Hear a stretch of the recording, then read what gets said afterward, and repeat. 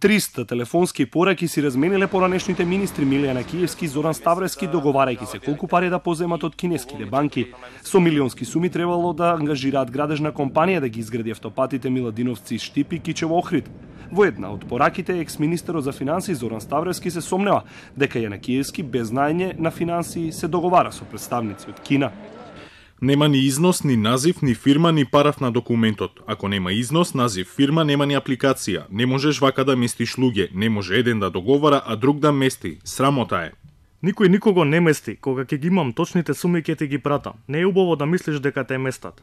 Од време на време министрите задолжени за сделката со кинезите го известувале шефот Никола Груевски како течат преговорите, кој пак е обвине дека примил награда, процент од договорот со кинеската градежна компанија Синохидро, која ги гради автопатите Миладиновци, Штип и Кичево Охрид. Одбраната не сакаше да се читаат пораки за кои според нив не е потврдена оригиналноста.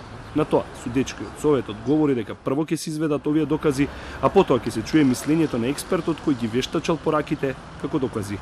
Во траекторија на Киевски Пешевски, поранешниот директор на државни патишта Љупчо Георгиевски се обвинет за злоупотреба на службената положба и овластувања, а Груевски е пак обвинет за примање награда за противзаконито влијание.